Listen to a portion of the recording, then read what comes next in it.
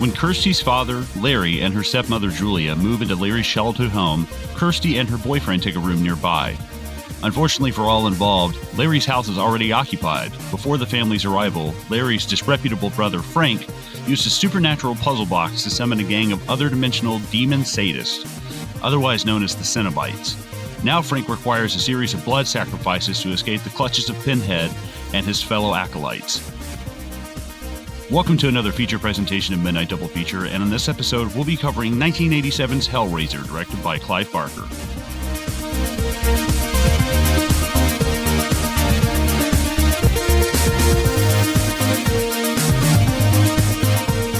Boys and girls, ladies and gentlemen, welcome back to Midnight Double Feature. Just going to get this out of the way. Welcome back after a long return. The one and only King Ali. How you doing, buddy? King Ali, I like that, man. Yeah, look, it's good to be back. My apologies to the listeners, to you. Thank you for holding down the fort. I really appreciate it because, we were going through a move, a couple of personal stuff, but we're back, man. Nice. Because I was like, it's fucking October. Let's go. Let's go. Right. Good time to get back in the saddle, you know? Yeah, absolutely. But man, I'm keen. I'm keen to cover this movie. I'm keen to just honestly, like, if I don't podcast, it's been a bit over a month, right? And like, I was itching for it. I'm just like, come on, man. I just want to talk about movies because like work's been busy and the photography stuff has been busy, and I'm just like, I just want to sit back and just talk shit, you know? Right. And there's like this. I tweeted this the other day, and I tweet now. That's a thing I do. How's that going for you? Yes, Twitter's like a hellscape. So yeah, it's a bit of we're doing the right episode then. Right, exactly. Yeah, exactly. Twitter is the labyrinth from Hellraiser 2. It's just this giant, like open, like horrible fucking place. So I tweeted that I have not started Andor. I dropped out of She-Hulk. I dropped out of House of the Dragon. I dropped out of Rings of Power. And nothing is just like working for me right now, or I'm in some kind of slump of like, I don't know, man, there's too much out there, so I'm just not watching anything. Like, I'm just kind of like in this I've been in that slump for 12 years. But you know what? I sat down and watched this movie 2 nights ago, and I'm just like, this is what I need. Like, I need this. Like, Nice. Yeah. No, that's awesome. I'm glad. I'm glad it's and something too. We haven't really, we do 80s horror from time to time, but we've never done a Hellraiser movie. And this is not your Freddy versus Jason's and stuff like that. But I guess before we get into all of that proper, guys, if this is your first time checking out the show, thank you so much for listening.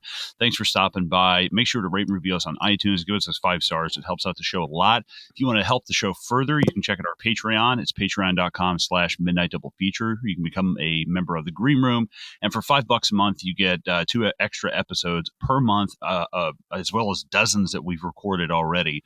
So if you guys want to check that out, again, it's patreon.com/Midnight Double Feature, and you can find a lot of our stuff at midnightdoublefeature.com. But guys, with all that out of the way, Hellraiser, let's talk about the shit, because this is not like me, this of course this is my pick. It's a 1980s horror movie. Of course it's going to be a Colin pick. But classic, classic right, Colin pick. Right. But you'll be surprised. I did not watch this until I was at least like 25. Versus like Freddy and Jason and Michael. Like, I saw all of those at a very young age. But Hellraiser is not something I caught until later in life. And that is actually something I've noticed from a lot of people, that a lot of people I know did not catch Hellraiser until they were adults. And it kind of makes sense given the subject matter. But what about you? Where did you first is this your first time watching it? Have you seen it before? I have never seen this movie before. Nice. 2 nights ago. You're welcome. Your first time watching it, you're like, God, like, Jesus Christ. Is that a dick nailed to that post? Like, I had always wanted to watch this. For some reason, pretty much exactly like what you were just saying. Like, this movie, this series or franchise, 10 movie franchise, by the way. Jesus. Like ships in the night, me and this franchise. Like, same here. I haven't seen past like 2. Yeah, and I don't know what it is because I know, because I was like, as we were approaching this podcast, I was like, man, like I'm going to talk about my preconceived notions of it because as I was watching this movie, I was floored. By the way, I fucking love this movie. I was floored by it, Oh, good, good. and it was genuinely a experience of like what I thought I knew was not correct. Like my notions of what I thought I knew about this movie or what Mm, happens in this movie is not correct. I thought, and this is going to be a common theme throughout this episode, so I apologize, listeners, because I'm going to keep bringing it up. I thought that this was, the Cenobites were going to play a much larger role. I thought that they mm-hmm. were like the guardians of hell, and basically they're just kind of like fuck people up who mess around with this puzzle box. And that is essentially what happens. But I didn't know about this man who, essentially gets captured by them and escapes, and he kind of like dupes his lover Mm-hmm. um, to reincarnate him, bring him bodies to reincarnate him, and he's just trying to escape, and all of that was new to me. So like when you've got this like you know Stan Winston, Rob Bottin, fucking thing coming out of the ground, like the Oh timber, my I was like, God. what the fuck is this? Because that's not a No, Cenobite. I was like, what is no. happening here?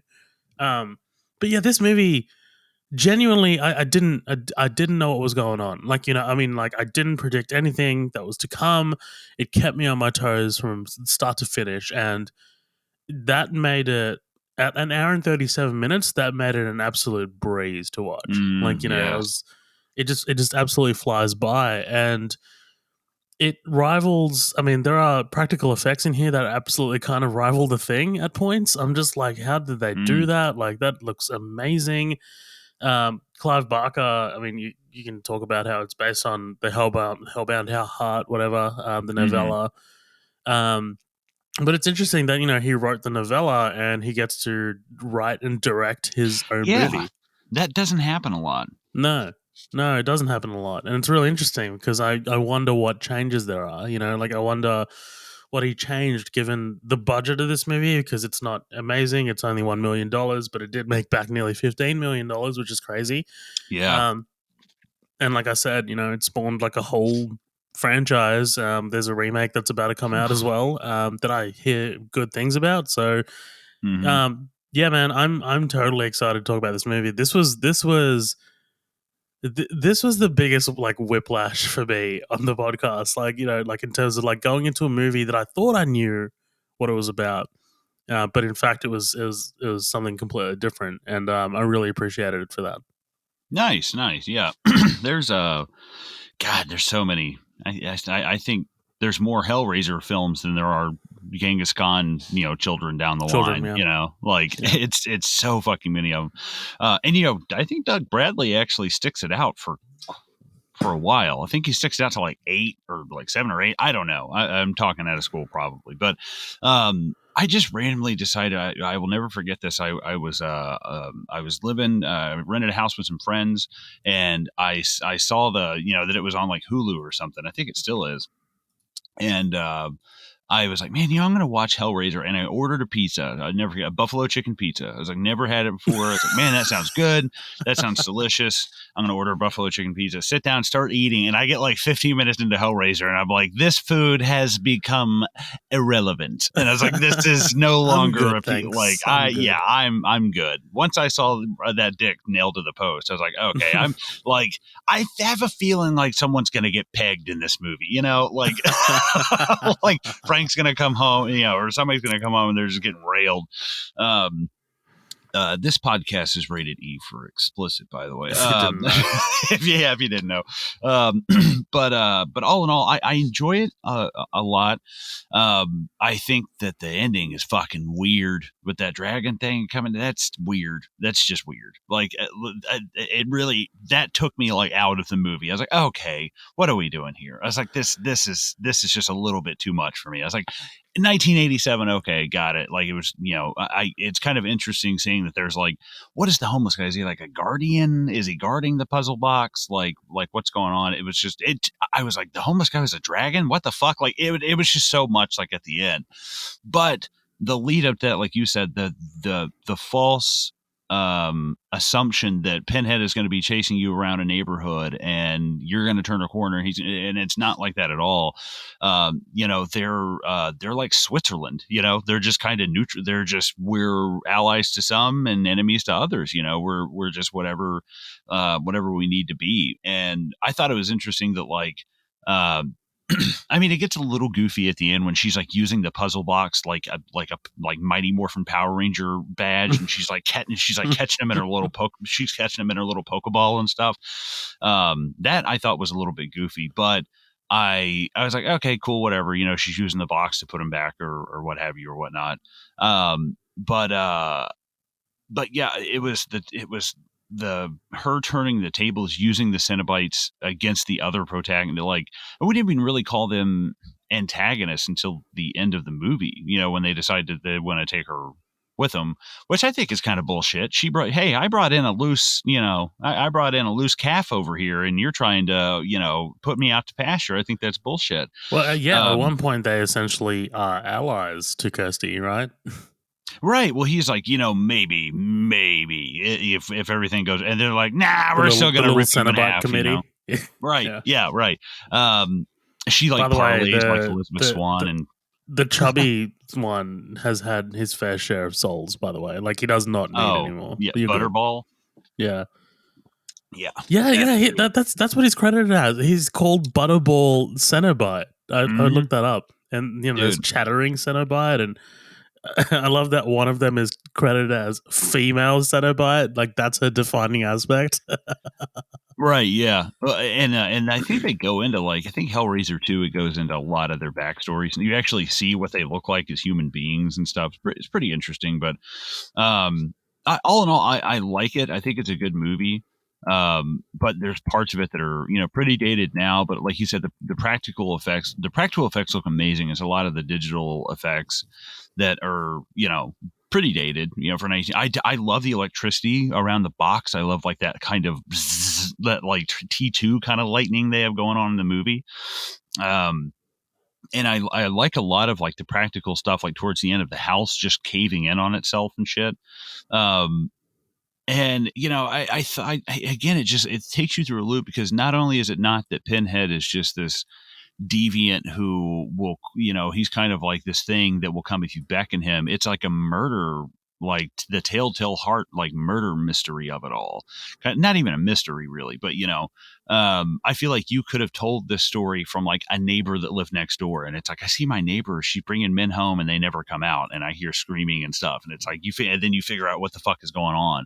So I'm curious to like see what the novella is like, but you can really tell that this was based off of a novella versus a novel. I think that there's times where it's they could trim a little fat. This movie could probably be like an hour 15, like an hour 20. And I like the movie a lot, but the editing is a little kind of shit. I don't love the editing in it. It's a little bit off. Like there's a couple of things that just really, really glare out to me. Like when Frank gets ripped apart at the end, like they literally, you see like a half second and they just cut to Christy like outside the house. I'm like, dude, no, that's the money. Come on, man. Like that's what I wonder if it's. I wonder if it's got to do anything with like, because Clive Barker said that there was quite a bit of censorship going on with this movie. There was very, he apparently had to make some cuts to avoid an X rating. So, damn, I'm just gonna straight up read this because this is all on the internet. But 2.5 shots were excised from the first hammer murder, including a close up of the hammer lodged in the victim's head. In the scene where Julia murders another man, the actor playing the victim felt that it made sense for him to do so naked. The nude murder scene was shot, but ultimately replaced with a semi-clothed version. Close-up of Kirsty sticking her hand into Frank's stomach, exposing his guts. Longer version of the scene where Frank is being torn into pieces by the Cenobite's hooks. And the final shot where his head explodes and his brain messily splashes out was also cut. So I think, that's gotta be why it's jumpy. Yeah, it's kind of weird, But no, that makes that actually makes total sense. I would love to see an X-rated cut of this, even though it's already plenty gory enough. I just think that would probably help put some of those pieces into place, make it seem a little bit more not so jagged, like in the cuts of it and all. But all in all, though, like Ashley Lawrence for her first time, I think she does great. I love the guy who plays her dad. He's in like Cobra. He's in so much Andrew stuff. Robinson. Yes, thank you. He's in so much stuff. He's a great character actor. Can't believe Frank and Larry are brothers. That's insanity. I would believe you and I were brothers before Frank and Larry, because it's Right. like, what the fuck? Like, for one Night and thing, this day. guy, Yeah. this guy looks like an IRS agent. The other one looks like the TV version of Highlander. You know, like I was like, whatever Dude. the actor's name was. I am like almost certain that at the beginning of this shoot, like Clive Barker just walked up to Claire Higgins and gave her a outline of what her character is, and all it said, it was just a picture of David Bowie. There are moments in this movie when I'm just like, is that Bowie? Like the shit she's wearing, the stars dude, again. It's crazy. It like the likeness is insane. And at one point, she's wearing like a kind of like a tie, like a suit sort of like outfit, and I'm just like, what the fuck did he? Yeah, like she definitely looks like she fronts a band, you know, right? Yeah, the short hair and shit. Yeah, but there is this cartoon that I watched growing up called Extreme Ghostbusters. Have you ever heard of this? Have you ever watched it? I've heard of it. Yeah. I love it. It's it's scary as shit. It's really, really good. It's a kid show, but it's as scary as it could probably, as a kid show could probably get around then.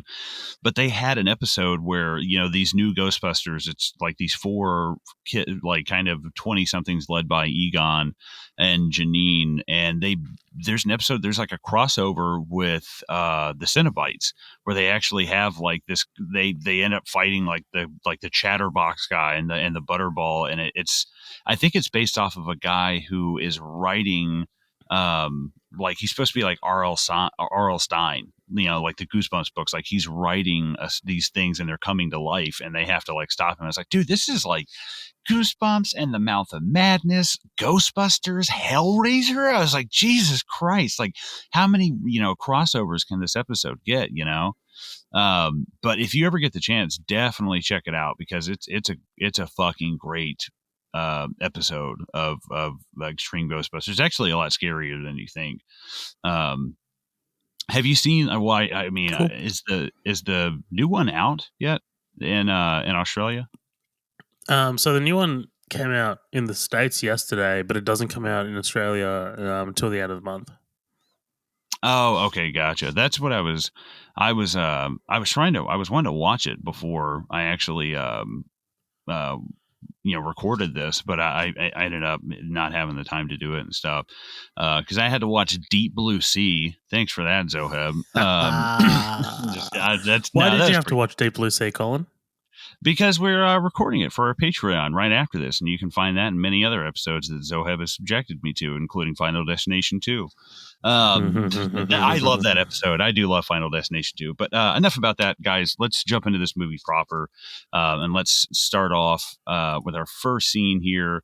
Right away, I mean, this movie, I love that it's got the cyclical nature. What is your pleasure, Mr. Cotton? And it's the same guy at the end. Like, that's really cool. I love this cyclical kind of nature. Can we just acknowledge it basically opens like Gremlins? Yes. Well, everything, it has this like Gremlins, Indiana Jones like kind of feel to it. But I love the idea of the cyclical thing, that literally it's even framed the same. The guy that sells it to him is on the same, is on the left side. And then we see him opening up the box, and he's in a candle of boxes. It's like, that's cool. And the guy sounds like an Asian guy, but they're in Morocco. I thought I was like, what's going on here? Right. This definitely felt. I'll tell you what, though, man. Those Arabs, man. I mean, Hellraiser, Pazuzu. I mean, come on. It all comes from there. So I was like, trust me on this one. Trust me on this one. But yeah, I liked it. I mean, right away, it's like, dude, we are. I mean, 3.5 minutes in, and we're getting like hooks and flesh and shit, and it's holy fuck. Like, I remember the first time watching this, just being absolutely blown away that this was front loaded. And even Clive Barker said, he was like, we're in the theater. I'm sitting there with my mom, and my mom sees my name come up, and she starts like, and she gets emotional, and she's like, yeah, he goes, Mom, that's so lovely. He's like, but that's the happiest you're going to be for the next hour and a half. Dude, his voice, just a quick side note, like, I remember first time I saw Clive Barker was on Bravo's Top 100 Scariest Movie Moments. I used to watch that when I was a teenager on Halloween all the time. And he's got this voice that sounds, he just sounds like a Boston guy. But he had these like throat polyps.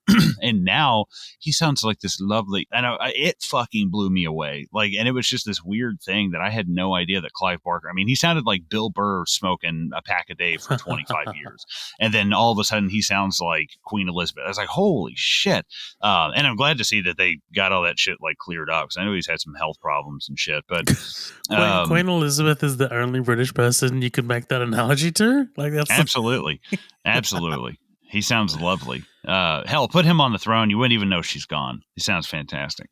But we see, they basically are putting Frank back together like a Mr. Potato Head. Like, it's like you break that one plate in the house, and you're trying to be like, no, it's cool, and you're like trying to put it back together. And your mom's gonna be pissed. Dude, this imagery with the spinning sort of like pillar and the chains everywhere. This is insane. Like, dude, wait till you see the second one. Well, at this point in the movie, I'm just like, I don't know what I'm looking at. Like, like you're just like your eyeballs are just like scanning every portion of the frame, just trying to take in all this detail, because that's what it is. It is incredibly detailed. And it's eerie, like the sound of the chains and the music is just, it's really well staged. Well, yeah, it feels like a level of like Doom, like what the fuck am I in? Like, things are floating on their own. Like, am I in some kind of H.P. Lovecraft like hell room? Like, what the fuck is going on?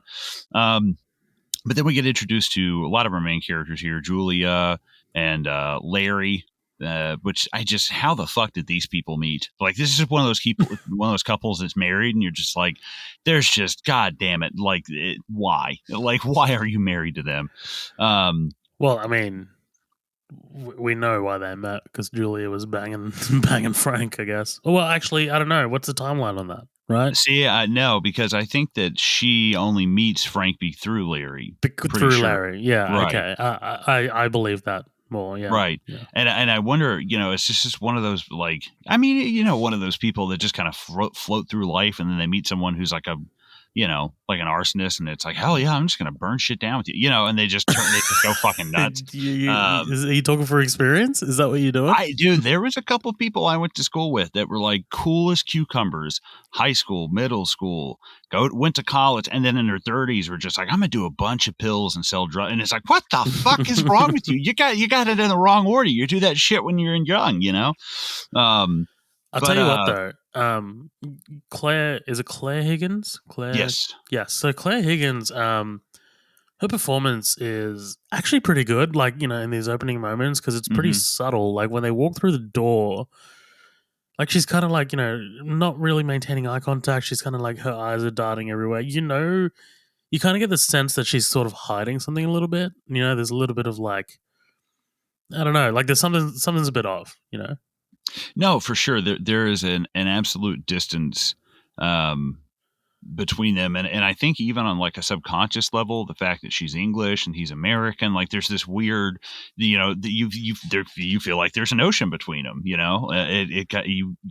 feel that Larry's this kind of like easygoing guy, and he was very just like, yeah, I just want to hang out and drink a beer and watch the game, and she's like, I want someone to put a 12-inch rubber dildo down my throat. It's like, holy fuck, okay, gotcha. But we see the state of this house, which is fucking insane. And we see the little shrine, I'm sorry, I can't with maggots. Like, maggots are just they're the one thing that really kind of make my spine sort of tingle. Like, so, like, I will never forget just scrolling down Facebook one day, and someone had commented on this, like, There's like pages where it's just like in a different language. It's just like Russian or some shit. I'm just like, what the Oh fuck? How did yeah. this end up on my feed? And it was a video of a guy just like standing there, and the camera zooms in on his kneecap, and he lifts the skin around his kneecap, and under it are just maggots, and they're Oh. just like wriggling under his skin. And I'm Ugh. just like, I that will haunt my dreams forever. Like that actually, Dude. like I did not sleep that night. Dude, yeah, there's sometimes I'll watch it like those pimple popping video, or where like someone will have like a boat fly in them and they got to pull it out, and it's like, God, oh my god, why am I doing God, this to man. myself? And you know what? Like that's for me. It's like maybe it's because like insects are associated with filth, like with trash and filth, and Especially maggots, death, decay, right, and what it's yeah, also just the aesthetic, the wiggling and the yeah, the wiggling, multitude and of there's so them. many of them, and it's so like nondescript. Yeah. Oh, it's terrifying. Yeah, they're fucking gross. Um, but we really kind of get introduced to everybody right here. We see Kirsty, played by Ashley Lawrence. Hmm. We see these nice little photos that Julia's come across. Julia, right? Or is it Julie? Julia, yes, yeah. Julia. Okay. Um, Kirsty, by the way, she's got a real like young Winona thing going on. Dude, I I was thought. watching it. Yeah, and I see that, and as I was watching it, I looked over at Lindsay. I was like, she would be a great like younger version of Wonder Woman. Like if they were doing like a flashback Oh, yep, or I Wonder see it. Woman like 18, but it's primary movie set when she's like 30 or 40. Um, but I was like, yeah, I definitely could see Ashley Lawrence as an Amazonian for sure. She's just those brunette locks. And I She's love hot. yeah, well, you know what I love is that they do the thing that you don't really see in a lot of movies anymore, where it's introducing blah blah blah, and Yeah. I love when movies do that. I Oh love yeah. when it's like, oh, who's this person? Like, okay, Yeah. everybody, like, how you doing? Welcome in. Let's all be nice. This is their first movie. Don't be a fucking dick. Be constructive. Like that's the way I feel when I see like introducing. It's like, all right, don't be an asshole. Like, but yeah, they say we can be happy here. We're trying to make this work, and she finds the photos. She Does, finds does, photos of just Frank absolutely railing these oh, women. well, and I love that it's all just like so implied, kind of. Like obviously it's very tame kind of shit. But I just wanted her to keep flipping, and it just gets worse and worse. It just gets more horrible, and it's like, oh god, He's just it's getting like like deep web fisted and shit. shit. It's just Yeah.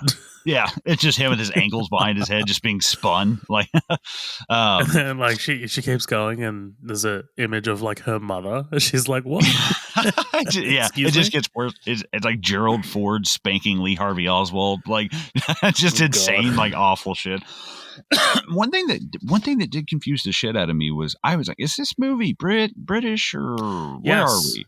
Yes, I had the same Um exact reaction because I didn't know that it was a British film. So I was like, these are like, because Kirsty's obviously got an American accent, and right. Julia's got a British accent, and like all the supporting cast all have British accents as well. And then I kind of like look it up, and it's like, yeah, it's a British film. Yeah, it's a British film. They overdubbed Frank. They overdubbed Claire's or not Kirsty's like boyfriend. They overdubbed him, and they overdubbed like a couple of the movers. Like they overdubbed a lot of people. I was like, I mean, who cares if it's set in England or not? Like, who gives Mm. a shit? It was Might have been still a an '80s thing. Yeah. yeah. Who knows? But Frank is incredibly like the ADR on Frank's voice is insane. Like the re-record, like it's like good or bad? it's noticeable. Like Yes. it's just like Mhm. like you can tell that they filmed it. They didn't like the vocals, and they had them re-recorded or something in like a booth, Mhm. and it's just it's like loud. It's like a couple of decibels louder than everyone else's voice as well. Right. Yeah. Well, and I think they're trying to compensate for how low Frank talks. They're Right. like trying Yeah. to bring it up, but for $1 million though, man, not bad. A Pretty million good. bucks in Pretty good. 1987. Hmm. It's still $1 million. Um, but basically, they're trying to get everything settled in, and I like this imagery that keeps popping up of the flowers. Oh, excuse me. You'll see that like as the movie goes on, like even when they first open up the front door, there's a flower in the stained glass door, and like when is it Christy, whatever the fuck her name, Ashley Lawrence, Kirsty. Kirsty, when she's like waking up and coming out of it, she's seeing images of flowers. The nurse is watching a TV. It has images of flowers, and she's young. I think there's something there, kind of like even behind the movers. There's two stained glass doors that have these flowers Like on them. blossoming. It's like blossoming, like sexuality. And the thing is now that I feel like the movie's kind of a tragedy because it's like she's going to put pleasure and pain. And that's going to fuck her up for life. She's probably 18, 19, 20. She's pretty young. Well, we didn't really address the I guess this movie, it's pretty sexual, and like I'm not saying that like there are obviously sex scenes and stuff between Frank and Julia, and obviously at this point she's found the pictures and things like that, but like the Cenobites themselves, there's this kind of like masochism element to them as well. Like they're all in leather. There's chains. There's the imagery is so very, and they're all about pleasure, whether it's pleasure for them, whether it's pleasure for you. But like I feel like there's an element of like there's so much pleasure in this film, but like at the end of it, no one is pleased.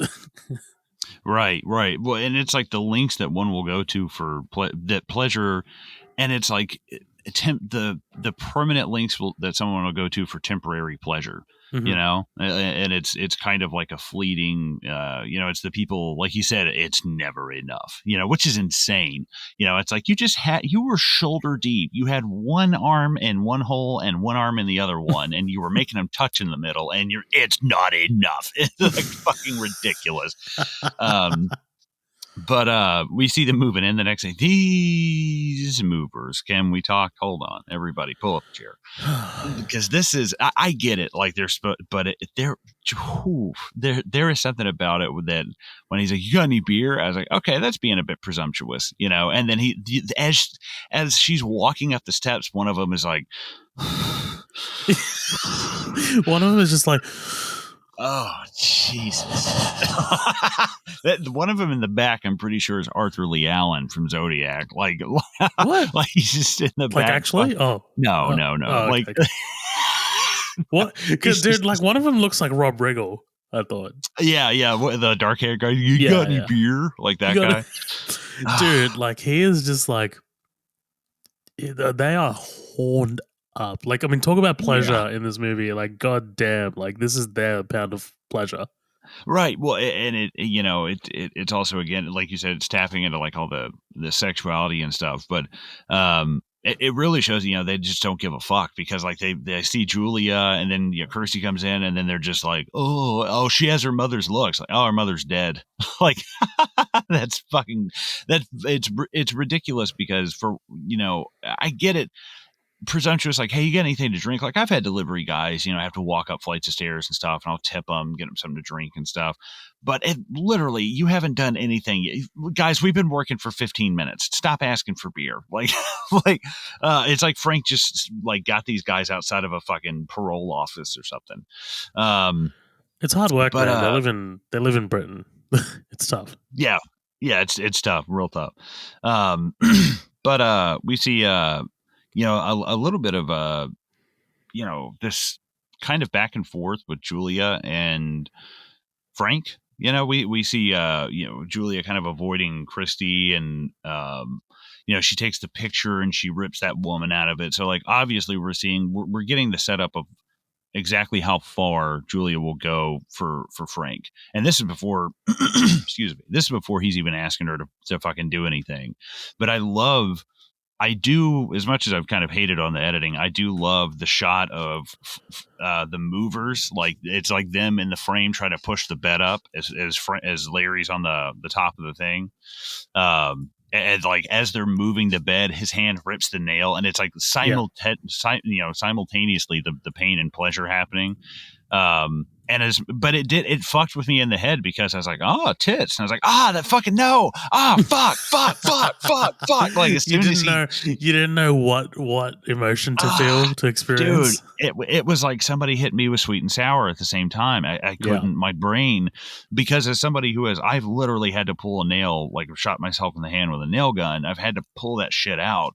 And the thought of that, it's not bad. It's the pointy end that goes in. What goes across Larry's hand is the blunt side. I was like, God damn it. Like, God damn it. That's tough. Oh, and you know what that is as well? Like, it's such like, it's such household pain, like, like pain that we've both experienced or like we're able to relate to. You know what I mean? Right, exactly. Like, well, that and like you said, the I've stepped on nails before. It fucking sucks. Or you get a paper cut or you get a staple or something. It's like but the blunt side of it's like the blunt side of a spoon. Like, oh Jesus. Yeah, look, my fingers start to cramp up a little when I type on the keyboard. So I mean, that's my kind of pain as well. Yeah, that's my everyday pain. Yeah. I'm over here pulling nails out of people and shit like.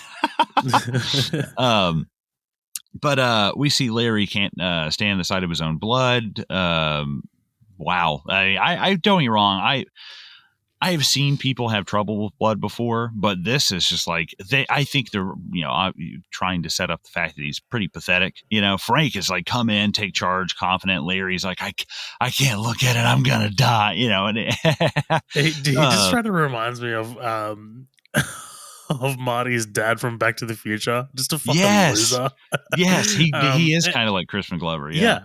And he's basically a cuck in this entire movie. Like, this whole movie is just basically him being a cuck. But anyway, so like, yeah, I have you met anyone who's like squeamish about blood? Because I know a few people like this. I got a story for you. I'm working working at the movie theater. We're doing third shift. We're maintenance. We're vacuuming. We're cleaning up. We got big backpacks on and stuff. And I'm doing the lobby with this big like a big ass like riding like vacuum cleaner, so you do the lobby.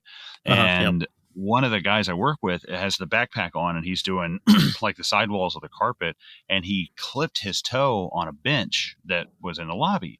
And I look over and the backpack is on the floor and he's just holding like his foot and he's wincing. I turn the thing off and come over there. Hey, what's going on? And he was like, yeah, I busted my pinky toe on the thing. And I was like, oh shit. Well, let me go get like a towel or something, we can blah, blah. And he's like, I'm going to warn you, man, I can't really stand the sight of my own blood. And I was like, okay, what does that mean? And the second that he said that, he just like started to slump over, but they're metal arm bars on the side of the thing. So his head starts going towards this metal arm thing. And I literally had to like catch his head. And he's a big dude. He was like 6'3", 6'4". He's probably about my size. And I had to literally lift his head up and like sit next to him to keep him propped up. And he had just blacked out. And I was like, hey, yo. And I'm just kind of like tapping him on the face, like, blowing, like blowing cold air on his face. And You're blowing like, hey, buddy, him, like, yeah, blowing him right there in the lobby, blood everywhere. And I'm like, hey, like, wake up. And he finally, and he went from like pale to like bright fucking red. And I was like, hey, are you all right? And he's like, yeah, man, I'm sorry. Like, I can't stand the sight of blood. And he's like, fuck, I pissed and dude just pissed all over himself. No and I was way. like, okay, man, poor bastard. You can go home, like get out of here. And that poor bastard, dude. I mean, I don't love seeing my own blood, but I'm not on that kind of level. That was like, holy shit. That was a whole other. That was harrowing. I wonder what it is. It's going to be like some kind of like deep-seated psychological thing of like, this is what literally flows throughout your body, and then it's just unnatural to see it outside of your body. I don't know. Right. It'd be like if a car knew it was leaking gasoline, he'd be like, all right, everybody out, get out. Emergency positions. Yeah. But we see, this obviously this combination of pleasure and pain, this kind of unholy orgasm, as it were. The introduction to Brother Frank. He fucks her on her bridal ground, like on the bed. I'm like, Jesus Christ, dude. Man. But like, I love when she opens the door and he's like standing there, and it's just such like movie wet. Like, Oh, dude. like he's got his like hair just like it's greasier than fucking what's his name from Scream. That's what his Oh hair looks yeah, like in that Skeet moment. Ulrich. Well, Yeah. and I love that. Yeah, it's like no matter what, he's wet, but it's not like enough to not block the light or prevent him from Right. talking. Like he's like on Right, the, right, right. Can you just right imagine if there. he just starts fucking shivering and like, he just uncontrollably and he's just Yeah, the wind and the rain's like pouring. Oh yeah, brother Frank. And I'm like, there's like a giant fucking monsoon. yeah. What is that Family Guy? We're like hurricane something something. Here we go to Asian correspondent Trisha Takanawa. Trisha, and she's like, Diane, I'm here, and she just gets hit by she gets hit by a stop sign. Tom, I'm standing here. Yeah. Oh, Alex Borstein, so talented. It's But gonna rain. yeah, thanks, Ollie. Well, we see the unholy matrimony of pleasure and pain. Lear's a bit of a bitch, can't handle it, but Frank will take that blood. He'll soak it right up. Become the stick man of Attic Lane over here. I don't know what the fuck, dude. The first time I saw that arms come out, I was just like, all right. Like I remember just being kind of like, okay, that's awesome. Okay, that's grotesque. But okay, that's awesome. Like I kind of had to Right. okay, let's double check. Like this is not the movie that we thought we were going to be in for, Well, that's what I was going to say. I mean, if it wasn't for the opening sequence where we've already seen the Cenobites and, Frank kind of like disintegrated, whatever, and we just kind of opened with Larry and Julia opening the door, kind of inspecting the house, I would have thought I put on the wrong movie because I didn't Mhm. know that all of this happened in this movie. Like that, that Frank was essentially going to reincarnate himself, come up over like out of the floorboards, attach himself to his own brain. He pulls a Dr. Manhattan. Right. Yes, exactly.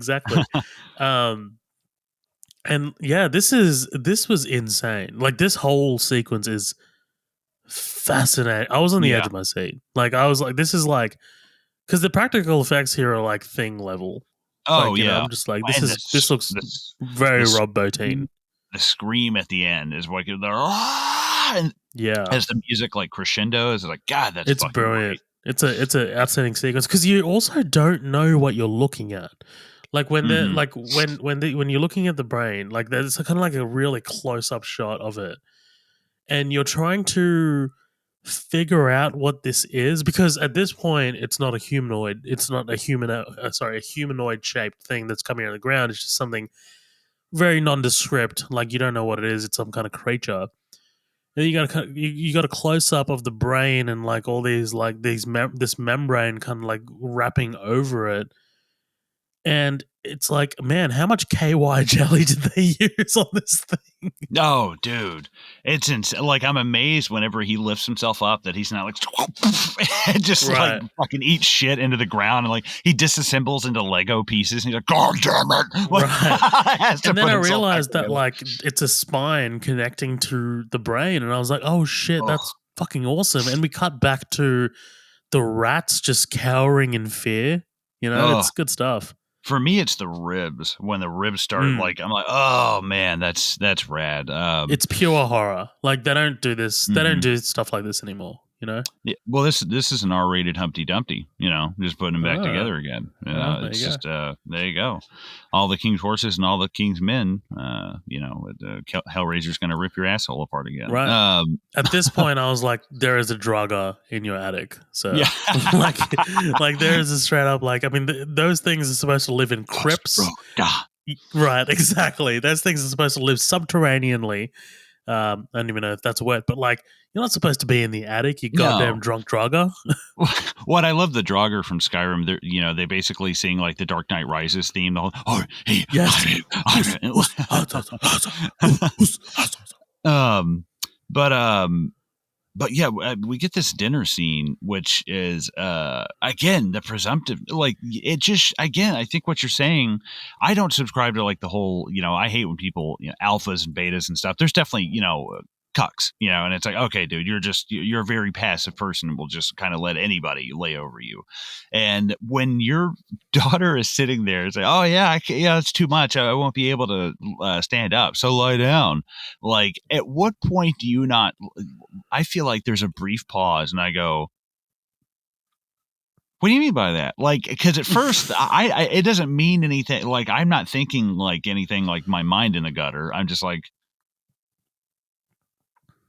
why don't you explain yourself? Like, like you come into Why don't you my elaborate? house, you eat my food, and then you're like, Yeah. oh, thanks. I think I'll have your daughter for dessert, like asshole. Well, but I like this kind of angle on it though, because I don't have a lot of time to explore her kind of like budding sexuality and stuff. So they do kind of have these sparse like moments with the boyfriend, which I don't mind. It may be a little under cooked, but I'll take it for an hour 30. I think they do a pretty good job with it. But this I guess this is some of Larry's like college buddies or something. Julia retires for the night. She's she doesn't want any more brandy. She goes upstairs to the Draugr crypt, aka the attic. The first shot of Frank crossing the room at her is terrifying. That holds Yeah. up amazingly. No doubt Yeah. about it. Dragging his legs. Fucking hell, dude. Yeah, I love it because they didn't attempt to do a computer like a special effect version of it. It's just a person in makeup, and Right. it holds up so well because the lighting of this attic is perfect. Like it's not too dark, it's not too bright, and you don't know what you're expecting at this point because he reaches out, grabs her by the leg, she leans back, and then you get the shot of it just like crawling towards her, but not like zombie crawling, like slow and determined, but like fast and desperate. it's Right. it's good. Yeah, that's the thing that fucks me up is the quickness. Like, yeah, my legs might not work, but my arms work just fine. And he ends up just coming right at her. It's fucking terrifying. But and the hand, like the almost the translusiveness, like of the hand when he closes the Translucentness, yeah. door. Translucent? All right, we'll go with it. But then I just And realized that this is Imhotep from The Mummy. yeah, I kind of thought that when I was like, yeah, this is interesting. Like we're bringing parts of, we're basically cooking a monster here. We got to bring in different parts and stuff. But Frank lays it out. He's like, Julia, it's me, dude. Claire Higgins does actually sell that pretty good. And he's like, it's me, Frank, and she is like, her reaction of like, holy fuck. But I like the fact that Julia doesn't seem like a character who's rattled easily, but when she is, she bounces back pretty quick. I feel like, and I felt like that when she first she's like, holy fuck, okay, so that's Frank, and you can see her kind of accept it for a second. And then all of a sudden the wave hits her again. She's like, fuck no, man, this is too much. This is too crazy. But I love this. It's so Edgar Allan Poe. It feels so A Deal with the Devil is being made. It feels like you're being damned right. She's being damned right before your eyes. I love this. And I love the makeup on Frank, how gaunt they're trying to make his face look. And despite the fact that he's still in a state of like not completion, how he's just always wet, like you said, the Yeah. KY jelly of it, like, ugh, like fucking There's god. there's a moment where he turns his face and it just looks like just cum on his face. It's just like this clear, like white-ish. Yeah, it's like, all right, what have you been doing? As soon as I got my dick back, I slammed it in a desk drawer. I've been bored and lonely up here. Yeah, I've hung myself 12 times since the blood came on the floor. Chris, here's what's fucking me up. It's Kirsty. What is fucking me up is this stupid Chrissy, wake up. I don't like this. Chrissy, wake up. That stupid TikTok thing that's stuck in my fucking head. Kirsty, she almost got Scott by Frank the Attic Monster here. I even love the color of his skin, that kind of beige white, and then like the blue light. Oh, it looks so good. His teeth, the gaps between them. I like this because for a second, I think this movie is so whoa. This is not what I was expecting. So when I first saw this, I'm like, holy fuck, they're gonna kill her. They're gonna kill her. I really thought they were gonna take her upstairs and just eat her alive, or whatever. She does some kind of like absorption thing. I don't know what the hell Frank is doing up there. He's doing like what the Blair thing does when he shoves his fingers into that guy's face, at the end of Right. the thing. Like, ugh, Jesus Christ. He's just up there doing yoga or some shit. Yeah. Trying to pass the time. Yeah, he's like Kevin Bacon in Footloose and the rafters, like he's just spinning around, but it's Frank's dead like legs, like it looks like Joe Swanson like on a fucking get some. One of my favorite Joe Swanson moments is early in Family Guy when the world ends. They go to the Twinkie factory, and Joe gets like fused to the ground, and they're like, he's staying to fight off the huge rats. And Meg lays out some big traps for him. She's like, "I'll lay some traps out for you, Mr. Swanson. You're a good girl, Meg. You stay in school." And then all of a sudden, it pans over to this giant rat. He's like, "Bring it on!" Like, he starts screaming. Patrick Warburton, dude, he's just born. He would Putty dude. And Swan. God, so good. One of my favorite Joe Swanson moments is like, I think the episode's titled Three Kings, and it's just the three Stephen King stories. In one episode. Yeah. And each of those stories, they find a way to break Joe's legs. Yes. Yes. I think in the first one it's Stand By Me, and like his legs get run over by the train. And then he's like Boggs Diamond and Shawshank. Right, yeah. But yeah, we see Julia basically kind of dealing with what's going on. Kirsty walks home, with her boyfriend. Julia comes up, and she encounters the hobo. Thank you. Yeah, the Guardian, or like I guess the Magi, if we are talking the mummy. But yeah, this guy looks creepy because I was like, who is this guy? I actually thought, did Frank like get out or something and like put like a disguise on or some shit? Right. Is he anamorphing into different people?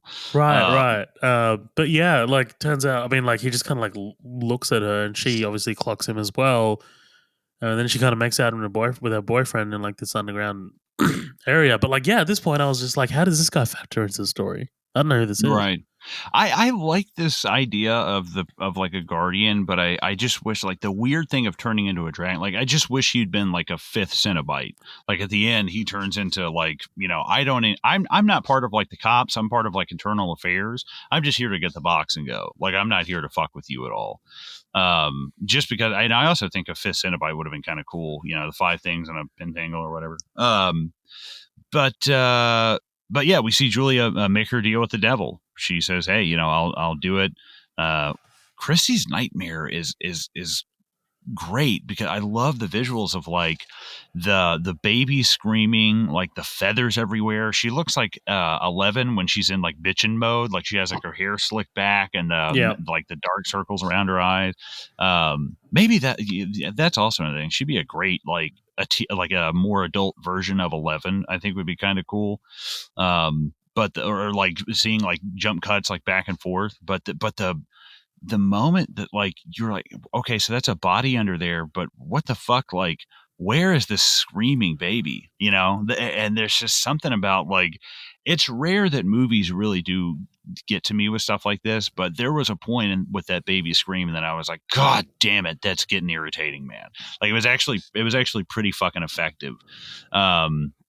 And all these dream sequences are just are great. Like she has this dream sequence. She wakes up, she's screaming. The baby screams match up with her, and then she wakes up in this room with the boyfriend. Although I guess they're in separate beds. But is it her father's face that pops up? Is that the thing that pops up? Yes, because she's like, I gotta go check on dad or daddy or something like. Yeah. Well, and there's definitely Julia's just out getting dick. Oh yeah, a man named Richard to bring home to murder. Of course they'll have. Yeah. But this is the moment where I was just like, this is David Bowie, because like this outfit that she's got on here with gasoline. Like I was just like, damn, dude. We've got 5 years. No, I mean, she looks fucking cool. I met Julie's. I mean, she's pretty hot. The man's grasp exceeds his nerve. But dude, she makes me think of Jessica Stevenson from Shaun of the Dead. Yvonne, she's in space with them and stuff. She's Sean. She's like the friend at the beginning. Take your word for it. Oh man, space. Gotta watch it. We see her picking up her first victim. I will admit, for a murderer, she is extremely stylish. Like you said, I love the glasses, and she's the hair, which is her hair is puffed up more than my ego. Like it's fucking insane. What do you think about her trepidation? Like, do you think, do you buy that she's hesitant to do this? Like, you know what I mean? Because I was watching it and I was like, she seems a little too confident, but once we get, once she brings him home and, he's kind of like kissing her and whatever, and then you kind of start to see her, being like just dealing with the weight and gravity of this, which is good. Yeah. I think that's interesting you bring it up. I think that she does struggle with it, but she stops struggling with it when he gets like, when are you going to fucking back out? And it's like, okay, no, yeah, now let's go upstairs, motherfucker. Yeah, like this is the moment Henry Hill runs and locks the front door of the club, right. And they kick you to death on the floor. Up until this point, this guy's paid for sex. Oh yeah, absolutely. Yeah, absolutely. He probably is just like, probably leaves like a 50 pounds on the nightstand when he leaves, just out of assumption, 50 pounds? Come on, dude. What are you? These are 1987 prices. Come on. You don't have to bang classy broads. I mean, come on, Jesus. I mean, what are you saying? That's too much or too little? It's like it's too much, man. Too much? I mean, hey, I'm just saying if I'm gonna penny stocks, man, penny stocks. Come on, penny stocks. That's how you end up with crabs, Oheb. And memories, Colin. And memories, and good memories. She takes this poor bastard upstairs. She'd be a great in League of Extraordinary Gentlemen, Dracula's Bride or whatever. Yes. Countess Dracula, I guess. There's 3 of them. Yeah. But how do you not just look around in this room and go, fuck that. Like, right. Dude, this is a murder room. And he's like, this isn't the bedroom. She's like, we don't need a bed. And I feel like in 10 Things I Hate About You, when they walk into that bar and he's like, don't touch anything, you get hepatitis. That's exactly my thoughts. Because he just takes off his pants. By the way, he's got these white little undies on, and it's just fucking so 80s. Oh, yeah. And I'm just if you look, when he takes off his pants and you look at the state of the door, the door is just in disrepair. I'm just I'm not. If anything, I'm putting more clothes on. I need some PPE protection gear. Absolutely. I'd be like, look, can we go back to the bar and bang in the bathroom floor? Because that's clearly cleaner than what you have going on. Can we pick up some hazmat suits and just come back? Because damn, man. What are you, a fucking hoarder? Like it looks like the house of a hoarder that just got clean, and there's newspaper on the window. I'm like, fucking hell. Yeah. She brains him. Yeah, brains him, gets him right in the old bean with the old nail driver there. Yeah, knocks him out. I love the not even showing Frank. He just goes, "Don't look at me," and she just walks out of the room. I'm like, that's great. That's so fucking good. I like it a lot. Because it's it's also a little bit of shame on Frank's part of this is what I've become. This is what I must do to survive. I really dig that a lot. Yeah. Absolutely. The shot of her in the bathroom, just fourth wall staring into you with the blood on her face. I'm like, dude, Claire Higgins would have been a great Pennywise. Absolutely. I'm sure she could rock an American accent, but those bright blue eyes and her teeth whenever she's like, oh man, I think she'd be a fucking great Pennywise. But she comes back in to find the guy she brought home has been run through an easy bake oven. He looks like shit. He's been all chewed up and spit out. And I love as soon as Frank can stand on two legs, like, come here, I want to touch you. Like right away, like, dude, have a little consideration. You look like beef jerky, You're a like, calm husk, down. sir. Right. You look like something I saw in science class. Like, you calm down. You look like something that fell off my dick during the war. Yeah. During the war. To quote Slither. It's a line from Slither. Oh, okay. I was like, so you haven't been in any wars. But War she for almost your gets, affection. yeah, been if love is a battlefield, I've been in wars, absolutely. But Julia, she almost gets caught. She has to pick the fucking dead guy up and oh god, Yeah, dude. that's rough. I mean, talk about like, wash your own fucking dishes after your meal, man. Like, yeah, right. You fucking lazy bastard, Frank. He's the kind of guy that pulls out and blows on your belly and then doesn't get you Right. what am I saying? He's never gonna pull out. Like, Frank's never. Oh, like, I mean, come on, man. Like, you just wanted his flesh. You couldn't have taken the bones too. Come on, man. Right. Well, I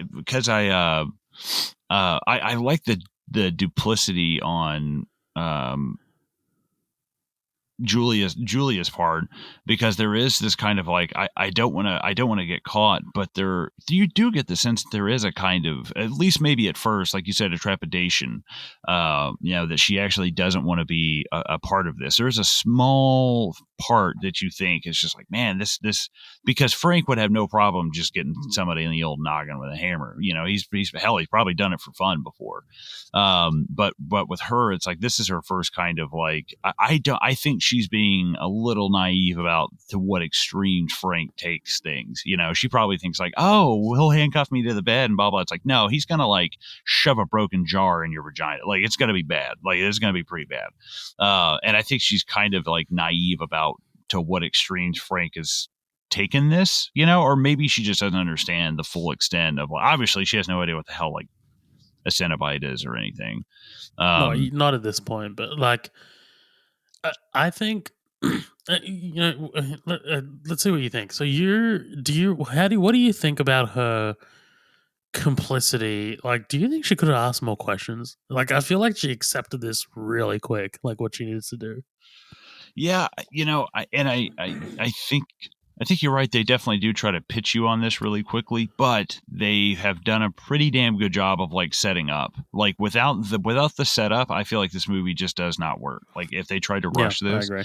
but we have this You just like need to go with it, I think.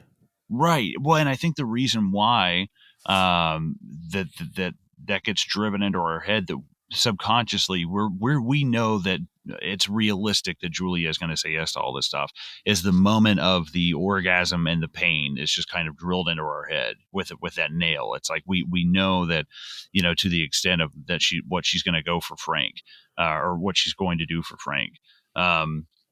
But he basically says, yeah, says I need one or two more. Give him an inch, he'll take a mile. That's Frank for you. She licks his fucking finger. God damn it, that's so gross. That's just oh, she'd be like, oh, it tastes like copper.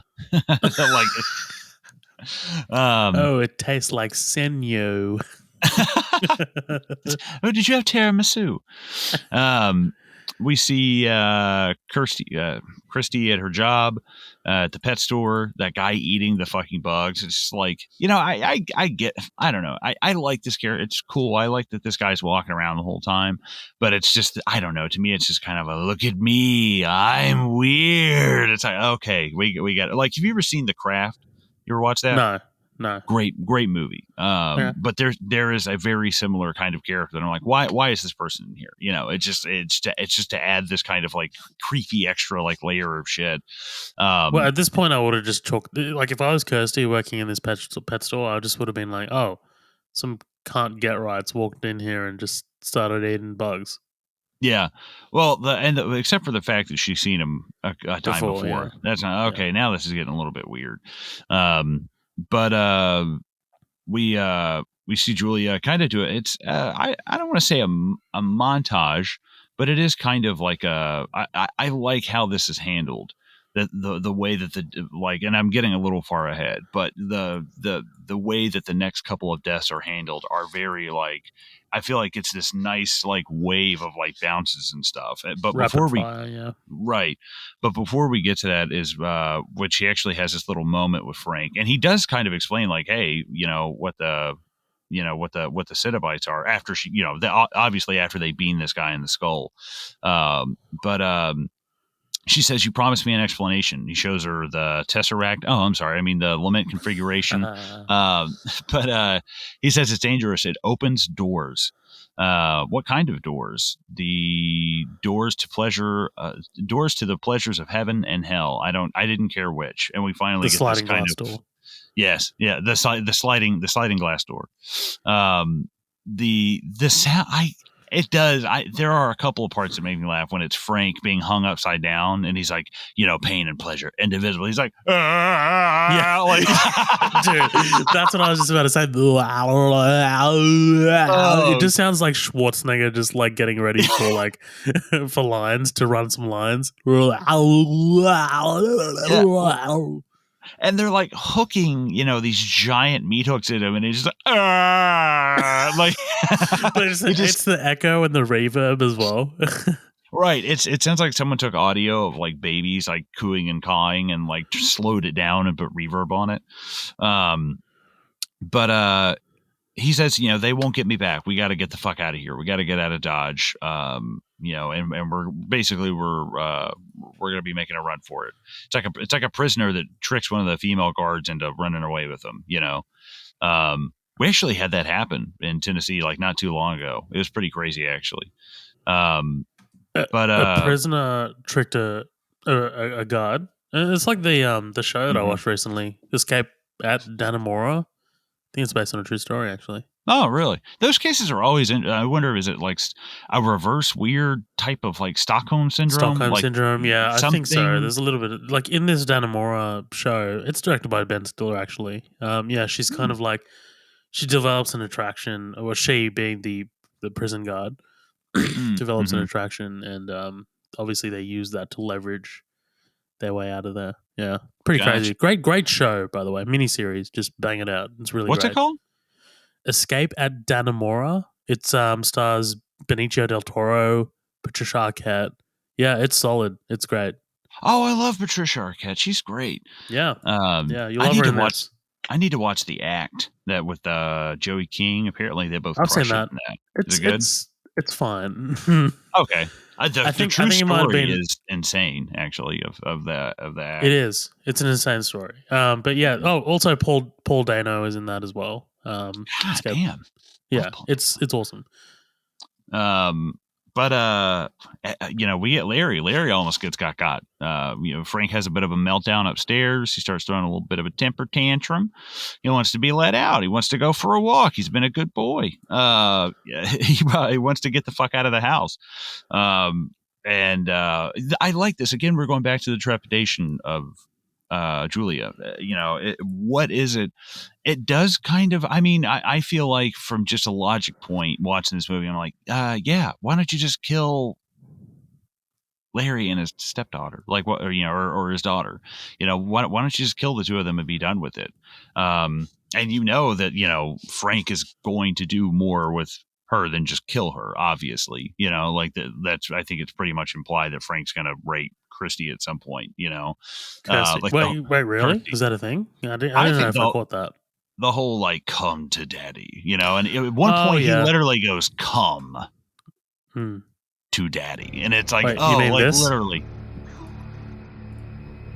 come to daddy. That sounds awful.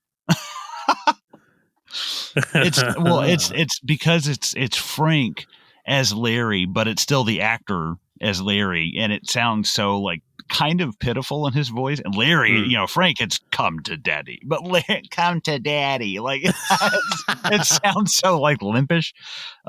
This guy's great in Cobra. He's so God. He's such a little prick. But I love, like when Matt Prater and I were talking about the game, James Reborn, who is like the vice president Independence Day. He's in the game. He's like the taller, skinnier guy. He's in so many fucking movies, but he's such a great character actor. And I love those actors that just know, I can just play this same guy in a shit ton of movies and be semi-successful and still, make money and have anonymity if I want, Um, but I like this. I like the fact that Julia doesn't want Frank killed or Larry killed. I think that it's an interesting play for her character, but at the same time there is just a logical part of me. It's like, just kill them all. Like, why are we still doing this? Because ultimately in about 12 to 15 minutes, that's probably what's going to happen anyways. Basically he's going to be dead at the end of this anyways. And it's not that I don't mind. I do like the kind of like, oh fuck, he's like right behind him. There is this kind of like tension that I do like, but at the same time, it is just kind of goofy. Like, Frank's like, yeah, look at this rat I cut. It's gross. Look at it. Like, it just seems kind of like goofy, but it just, I don't know. It feels like they're really trying to stretch out the novella here. I feel like now that Frank is at not full power, but Frank could easily just put that knife in the back of his head and eat him, Right. and I feel like it should just kind of be over and done with. Like, to me, maybe they should kill Larry here, and the rest of the movie is Frank trying to pretend to be Larry. Like it becomes like Weekend at Bernie's, like a comedy. I thought that was a great, because when he does assume Larry's sort of like identity, Mm-hmm. I thought that was like an interesting turn because I did not see that coming. Again, like this movie is not really exactly what I thought it would be, and yeah, like that's a great point. Like it would have been great to see Frank attempting to be Larry just a bit more, because like Frank, I don't know if there's no, like, what reasoning does Frank have to not kill Larry here? You know what I Mm-hmm. mean? Like, Right. You um, need something being like, especially if time is of the essence. Like, I mean, I think that Frank does. I mean, he's really gunning to gut his brother, but for some reason she's not. If Julia's not going to be a part of it, just fucking kill her too. He doesn't give a rat's ass about her. Like, I don't know. It just seems a little bit like. I'm not saying I didn't mind watching, and it's not like it was bad, but maybe it's just there to kind of drive a little bit more wedge and tension between Frank and Julia, because the next, they go out and Christy, whatever the fuck, she has a lunch with her dad, and we see Julia talking with Frank, and it's this great shot of Frank on the top of the steps, and he's wearing the suit and has blood all over it, and he just goes, "You can't love him," and it's like, fuck, that's cool, dude. Like yeah. that's a great cut to But him there. when they're having sex, when Larry and Julie are having sex, when Frank walks up behind Larry and essentially fillets that rat. What's the point that Frank is trying to make here? Like, you know what I Right. mean? Like, I don't. Yeah, this is a scene that I don't really.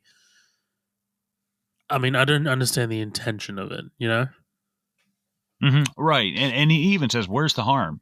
And she says, all she says is, "I said no. That's it." And he says, "I need somebody now." She goes out and finds apparently one of the guys that founded Microsoft. And she brings him back. I like that Christy's there to see it. What is it? Kirsty or Christy? One more time. What Kirsty. is it? Kirsty. Okay. Curse. But yeah, she brings home this poor motherfucker. I like that every single one of them are almost like, I almost never do this, and they get upstairs and are like, like they just turn into fucking like monsters. Apparently, that scene between Kirsty and Larry at that restaurant, the guy who actually owned the restaurant was like super late, so they only had like one take to do this. Holy shit, that's crazy. Yeah. I love the reaction of the guy when he sees Frank, Dude. and he goes, "Oh my god!" He You know freaks the why? fuck Because out. it's such like it's a perfect reaction. Like it's just like, what the fuck is that? You know? Yes, it's pretty much like one of the it's Palmer in The Thing going, "What the fuck is Yeah, this right. shit?" That dude. Yeah, I'm watching it right now. He goes, "Jesus Christ!" And he just stares at him. And Kirsty, she ends up kind of being a witness to this. Obviously things don't go to to plan. Just the imagery of Frank, the skin, just a skinned man in a suit. There's something in your It looks brain. cool. It looks cool, but there's something in your brain that just can't. It's the Compute. yes, because it's a suit. It's a nice garment of clothing. It's not like it's supposed to be classy. It's associated, like a suit is associated with overdressing, or like associated with higher society kind of stylishness or classiness, professionalism. The face is something in the total other opposite direction. Right. This is almost like an artistic representation of like Satan, I have always said, I might have even said this in the podcast before, but I've always said, I'm like, if I could ever pick like, hey, we're going to, Satan is real and you can talk to him, but you pick his avatar, what he looks like. It's like, I want him to look like Christian Bale after he's already hit Jared Leto in the face with an axe. And like half his face is covered in blood. He has the suit, the feathered hair, and he's smoking a cigar. And I was like, that's what I think the devil looks like. I haven't put much thought into that. Man. I haven't put much thought into that, but like this would be pretty accurate, to be honest. What Frank looks like here in this suit. I would go with that for sure, absolutely. Because he's kind of like got this like Freddy Krueger-esque kind of thing going on, but more horrific, if that's possible. Mm-hmm. Like he could almost pass for a Cenobite himself, at various like stages through the movie. But Kirsty walks up. Frank snatches her up, and he says, oh, you've grown up. You're so gorgeous. And he keeps talking about how she's all grown up, how she's gorgeous. She ends up ripping his guts out. I love that move. She gives him the old she gives him the old seppuku, because he's still made of like Play-Doh for some reason. And Play-Doh. Well, and I like the fact that she's not just some kind of dumb horror girl. She's active. I like that too. She's got a little bit of agency, and the second time she like hits him, it looks like he's clutching at his nuts, and he's just like. I think she does hit him in the nuts. I think she rips his guts out and then kicks him in the nuts. So I guess like his balls are like more developed than his belly. Well, and just imagine how sensitive they've got it. Like no skin, or it's like God, his nerve endings are all exposed. He's just got these giant balls. I'd love if she hit him in the nuts and he were just like got rid of those a long time ago. Like I lost those in a Taiwanese poker bed. But I lost those in Morocco. Yeah. Oh, Morocco. But there's a bit of a connection here that reminds me of Max escaping from Vecna in season 4 of Stranger Things. She actually does the same move. Spoilers. She gets him in the gut. Fuck it. No, fuck you. It's been out for like a year. Like, I'm not, no. That show's been out for fucking ever. And I mean, and it's, I mean, somewhat of a spoiler, but it doesn't anything crazy. But it's her escape. Again, the kind of, again, she has purpose. She does it, with intent. And I love that Kirsty grabs the box and throws it out the fucking window, knowing Frank is not going to run out into the street and go after it. But she goes out into the street. She collects it. She ends up passing out from shock.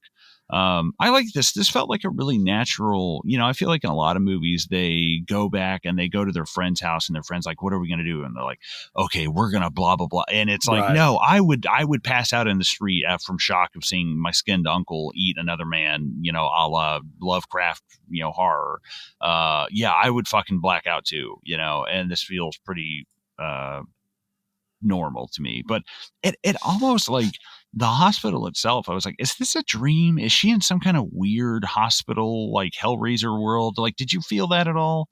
I did. I thought that because the way that nurse is watching the TV is a little unnatural. Like, yes. I was just like, what are you watching? And then the doctor that walks in, he's got this like funny little mustache, and I'm just like, It's like Prince made a cameo in this apparently. But yeah, he like the circular glasses, the soul patch, and the bow tie, and I was like, what the fuck is going on? Is this real? I feel like Tim Burton took over for a guest scene. Like it feels very like Tim Burton-y to me. But he leaves her with the limit configuration. They lock her in the fucking room, which is crazy. She ends up solving it, kind of. I think probably partially kind of solves it, and she brings mental out health treatment in the 80s. Am I right? Yeah, right. Lock you in a room with a puzzle box. Figure it out. Crazy. Get the defibrillation paddles. We're gonna fuck her. We're gonna shock her. Yeah, well, let's get her a mouth guard and shock her like Ellen Burstyn and Requiem for a Dream. Yeah. And if this were the 70s, they just prescribe her like a pack of Marlboros. And but I don't know what the fuck you call this goddamn thing. This thing Dude. that comes out of the wall is whew. This is very The Void. Remember The Void? This is why I think The Void got a lot of criticism for being a little bit too similar to Hellraiser's somewhat finale. The walls like closing in and shit. But I mean, it looks good. I think it's a little goofy because you can actually, I believe, see people behind it like pushing it at one point. Yeah, it looks a little floaty. Right. Like it looks like it's kind of. It doesn't. I mean, but like it kind of works because. Well, I guess it is floating. Like it's not really running on anything. It's sort of like crawling against the wall. But like, it works because it's otherworldly, and we're kind of like in this different sort of plane or different dimension, and it's supposed to be otherworldly. I'd never seen this thing in my life before. I'd never seen it pop up in a screenshot. I didn't know it was associated with this movie at all. So when this popped up, this kind of freaked me out because I was like, I was not expecting this kind of imagery in this movie, but there it is. Well, yeah, and I love that it's kind of the first time you see into the Hellraiser backyard, that you get to look into their world versus them always just coming into yours. And you see what kind of world that they live in, and it's just absolutely horrifying. But she escapes. In the novels, this thing is called the Engineer. The Engineer. Okay. Yeah. That's makes me think of Prometheus and stuff, the AVP franchise. But we see her solve again a little bit more of the limit configuration. Again, more flower imagery. The blood going back into the IV and blossoming up. Oh, I'm like, dude. that's cool. I like that. The squealing of the TV. I was like, are we playing an 80s video game here? Like, what the fuck is going on? But what did you think about this the first time? They come and Chatterbox shoves the fingers in her mouth. Like, fuck. And you know what? Like, there's no from the Chatterbox Cenobite. By the way, he's the scariest one to me. Like that one just looks terrifying. There's something about like his like not hesitation. Like he just keeps walking and walking until he backs her up into a wall. Mm-hmm. And just like, he shoves his fingers in her mouth and like he grabs her head as if to push her in further. And it's just like, what is going on? And then Pinhead shows up and they kind of like have this little meeting. Yeah, right. She Elizabeth Swan parlays with them, Right. Parlay. I will say, I think out of the four, I love for whatever, the female hell priest, whatever they call her. I like her design, but dude, Chatterbox, like I love, first off, just the way his face looked, but then the glove is like every other finger actually has a finger glove. And I'm like, dude, that just looks rad. Like his suit looks cool. I like the way that they all look, but I think that the Chatterbox is the one that's like, man, he never says a fucking word. Like he's the creepiest one. Chatterbox is awesome, man. Like there's something also about like his deformed face. Like he doesn't have eyes. I think he's got one eye, and it's just kind of like deformed, like his entire face. So you don't really know where to look with this thing. The female one is cool because like the whatever instrument she's got around her face, if you look at her neck, it's like pulling her neck apart. It's like a neck vagina, yeah. Yeah. And Butterball during the scene is just licking his lips because he's hungry, obviously, because he's fat. Yeah. Yeah. Butterball played by Zach Galifianakis. But no. By the way, Doug Bradley, I was like, okay. For some reason in my head, I just mixed it up that like it was Doug Jones that plays him. And I'm just like, how fucking old is Doug Jones to be in this movie? I don't know if he was working. I mean, but he was not long after this, though. I think late 80s, early. I mean, I know he was hitting it big in Hocus Pocus, and that's like 95. By the way, Pinhead is an incredible design. Like, I mean, talk about creativity, man. Like, that thing just looks awesome. Well, yeah, and it's funny how close Doug Bradley. I think Clive Barker gave him the choice of you can either be this main hell priest or you can be one of the movers. You just pick. And he's like, I guess I'll be the hell priest. It's like, I'm sorry. It's like, you can either have a Toyota Yaris or you can have a Lamborghini Diablo. Right, and it's like, yeah. I think I'll take the Lamborghini Diablo. Yeah, you can either be the hell priest that has this amazing design and will eventually become iconic, or you can be the leery rapist mover that just wants beer. Right. You can be basically what is one of the guys from Jaws that throws the hams out on the hook. Like Right. it's basically one of those fucking guys. So just a question. Yes. In your own words, what are the Cenobites? I would say that they're I don't know, they're just a means to a higher plane of like existence, I guess. I don't think that the Cenobites, again, they're not good nor evil. They only come to those like, okay, so for like an example, this is going to be a little bit spoiler for the second one, but a girl is forced by someone else to do the box because he wants to see the Cenobites, but he doesn't want to get killed by them. So he forces her to do it. And when she does it, the Cenobites come and grab him anyways. He goes, hey, I didn't open the box. They're like, it's not the hands. It's the heart that opens the box. And I was like, ooh, I was like, that's kind of cool. So there's like rules to, you're not, listen, motherfucker, you're not going to get some kind of weird warranty glitch past our right, HR. There's no loophole here. Yeah, you're not getting past our department.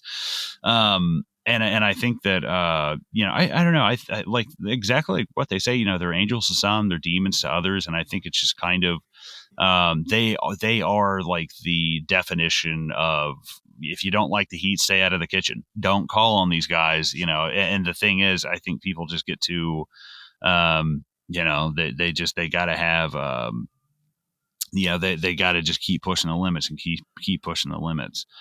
So just from Wikipedia,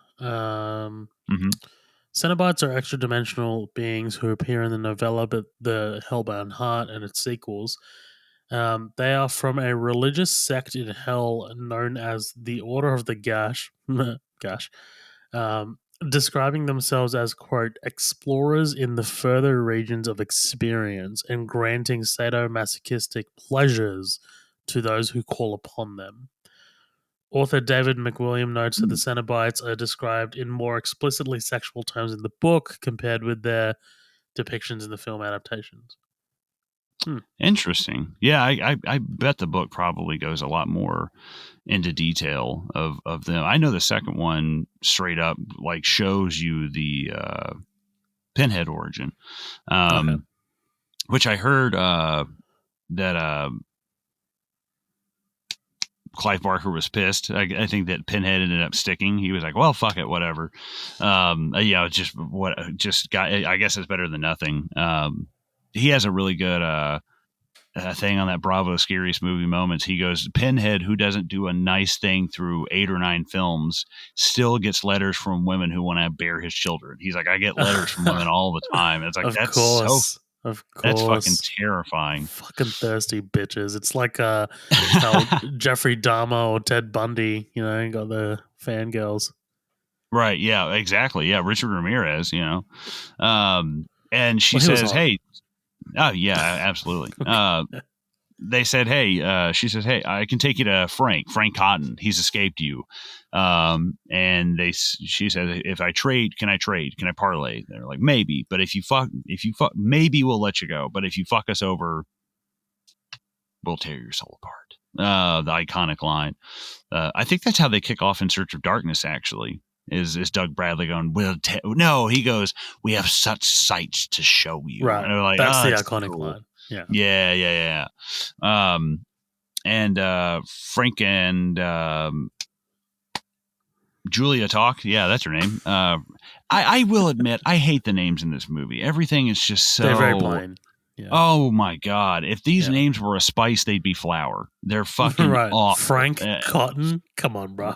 Frank, Larry, Julia, Kirsty. I like, dude, spice it up a little bit, for God's sake. They do get points for the term Cenobite, though. That's pretty cool. Mm-hmm. That is pretty rad. I do like that. But they devise a plan. They're like, hey, we got to do something here. We can't just we can't just sit on our thumbs. We gotta take care of Larry, and we gotta take care of Kirsty. I like that Kirsty's boyfriend actually does go to the hospital to fight. I was like, that's nice. That's just a little moment that I was like, good on you, dude. And they can't find her anywhere. I guess she's been teleported away with the Cenobites, I think is what happened to her. How she got out of the room, I'm pretty sure. I guess. But she leads Larry upstairs. I like that's almost one of the only kills that's shown off screen is Larry getting murdered. Because he's just, I don't know, maybe there's just something about he's just such an innocent character, you know? Because they're doing the whole, like, I think they're just playing with audience expectations here, right? I mean, because you get, when Kirsty talks to who she thinks is Larry, right? Mm-hmm. The closer you look, because it's a little dark, right? Like the way it's shot, and the room is a little dark. But like the closer you look, and the more you look, like you see the blood around the scalp, and you're just like, oh, okay, right. And that was one of the only things where I was like, girl. You're right. Come on. Girl, you don't see this man's face. and I get, like, if they had somehow tricked her and they were like, oh, there was a fight and I had to kill him, okay, cool, gotcha. That makes a little bit more sense. But the I am your father. Yeah. Right. Oh, dude, that would be great. She has like a butcher knife and he cuts her hand off. So, but that was one of my only complaints really about this ending, where I was like, you can't tell, Dad, right. Why do you have peanut butter all over your head? Dad, why do you have a scar running all the way around your face? Yeah. Dad, why do you look like Jigsaw from the Punisher comics? Right. Yeah. Right. Yeah. Nice. But I will admit, I like, was it William Robinson is the actor? Yep. Andrew Robinson. I like that Andrew Robinson I mean, they definitely have, these colored content. He's got like brown contacts in now, but he does a great job of being, the total antithesis of what Larry is. Like, he is this slimy, slinky, and I feel like he doesn't get to play this kind of character a lot. So to see him really kind of let fun. loose. Oh, I bet. It would have been a fun performance. Yeah, because this guy's just typecast to hell, as a character actor. So when he kills Julia here, why does she turn into a husk? He absorbs her, I'm pretty sure. Oh, right. Gotcha. Right. Gotcha. Yep, and he's got like his face all up in her skin. Yeah, head I didn't catch that. Yep, nice. And I like they kind of do you kind of get the setup of the come to daddy thing, and then you figure out, okay, fuck, this is not. She figures out like, once. Oh God. Come to daddy. It's so gross. God. It's so fucked up. Oh my God. Daddy. See what I mean? That's what I'm talking about. Yeah, look, now that you mention it, I see it a lot more. I don't know why my mind just didn't go to this. Yeah, we don't need to. Yeah, I was like, whoa. I couldn't tell if it was my audio or yours. No, Yeah, and I think they're just not trying to beat you over the head with it. But I think knowing Frank, it's pretty much implied what's going to go down once he and Julia get a hold of Kirsty. But like you said, the tables get turned. Call an ambulance! Call an ambulance! But not for how the me. turntables. Yes, dude.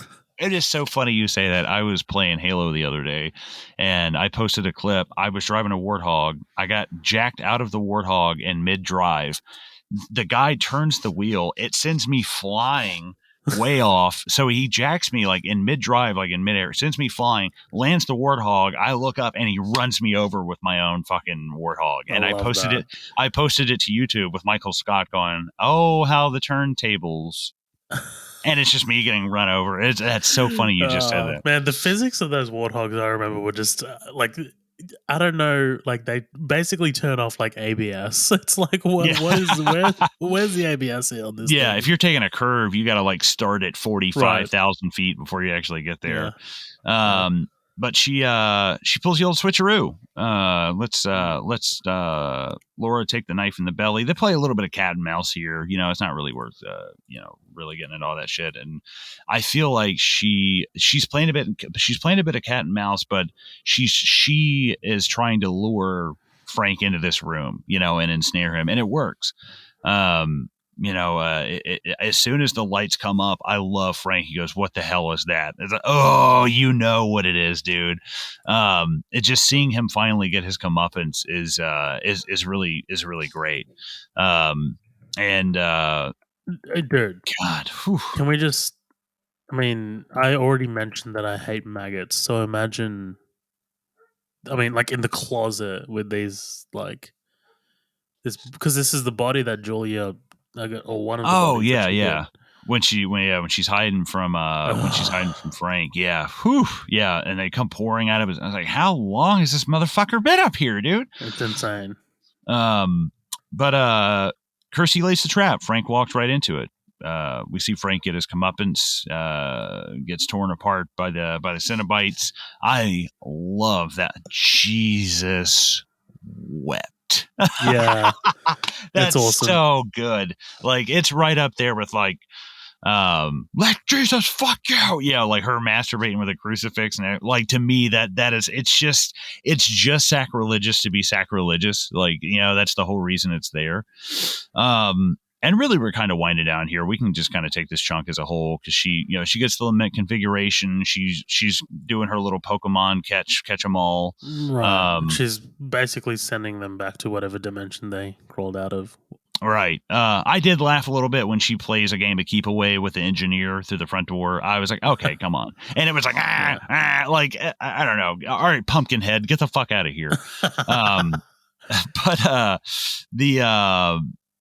She's able to basically figure this thing out and fight off all the Cenobites and the engineer.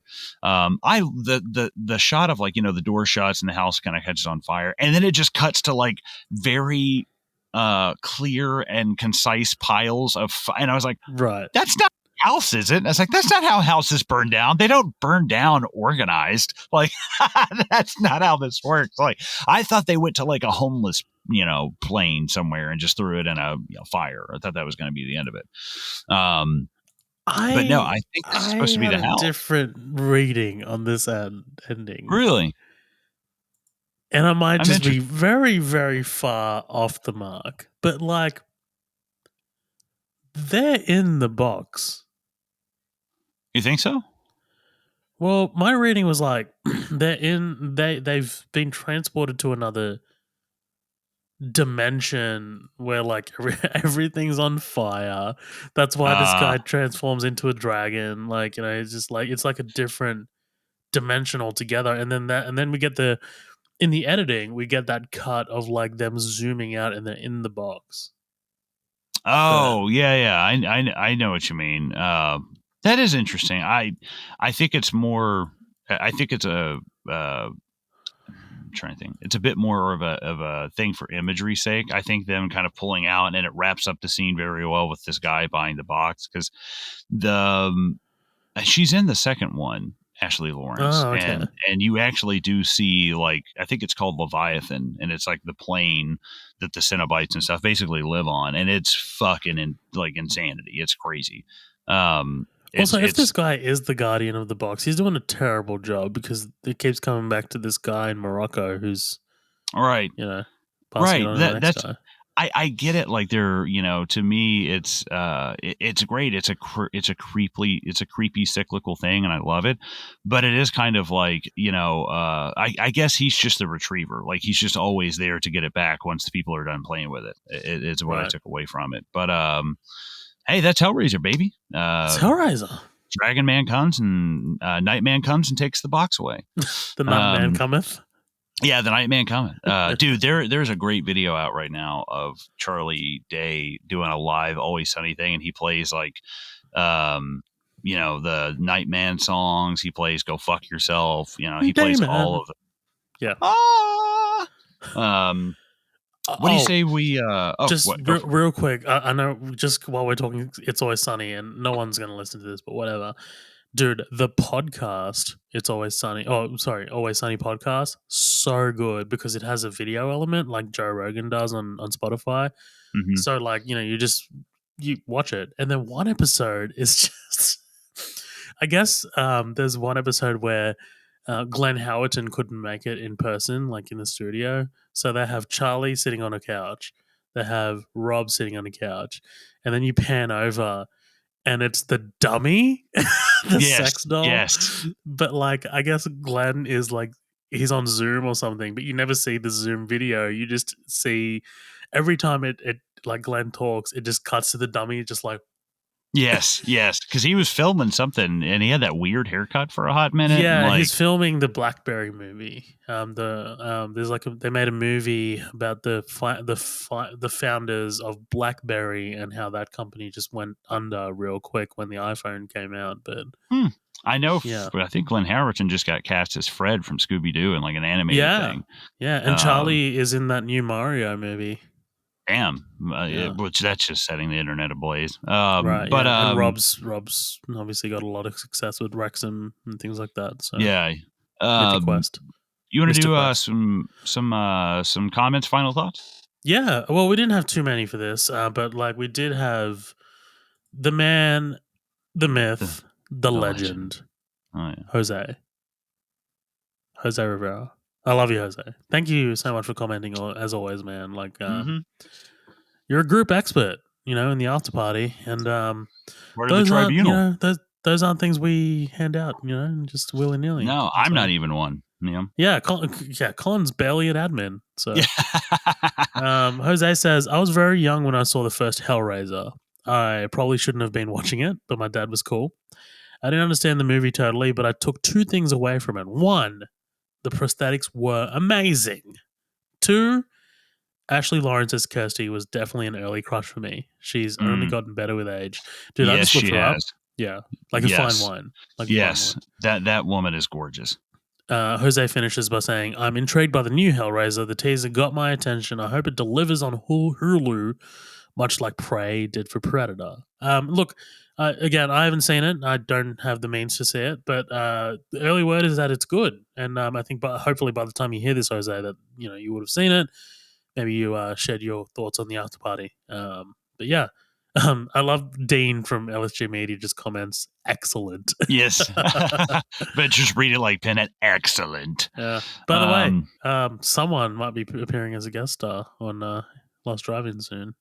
Oh, look at you. He got the call up, finally. Nice. Several months after mine. No, I'm just kidding.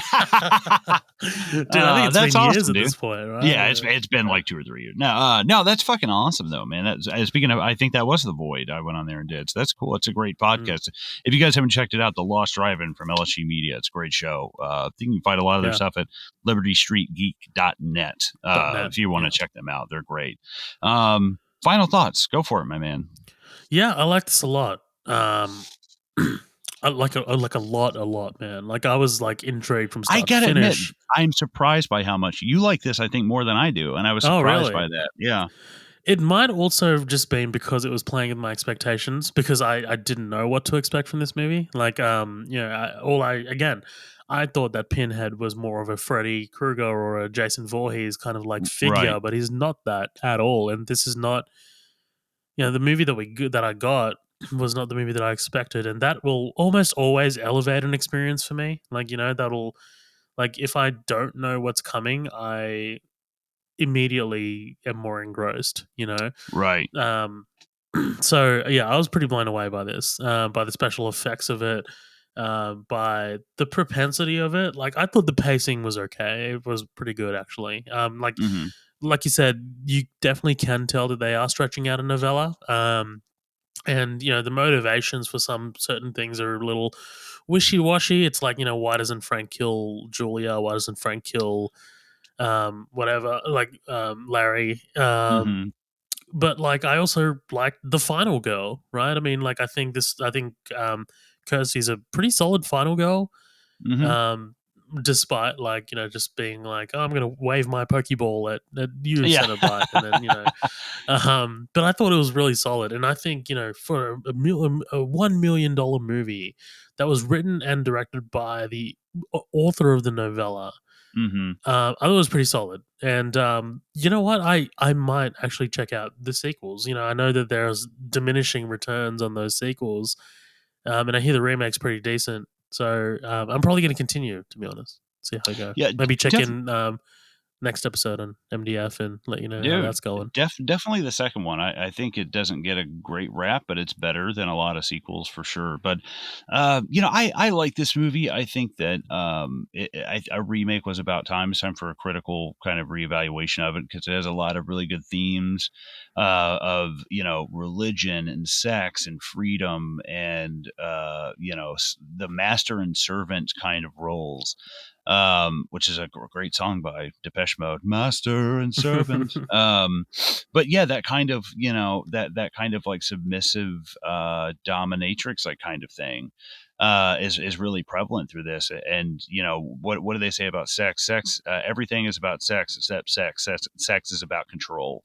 And I think that there is something kind of about that, and that control can tie in with so many things with religion and the nuclear family and what are in the realms of bad taste and what is considered taboo. And I think this movie is asking a lot of interesting questions of like, one person's taboo is another person's Monday morning, so, and that there are, just when you think you can't get any worse, that it always can, that it always finds a way, um but all in all, I think the movie maybe isn't even trying to say anything. But I think that if it is, it's the you can't just keep pushing the limit. At some point you've got to kind of like pace yourself and kind of get back. Whether that's too much of anything is not a good thing. And I think it's Benjamin Franklin.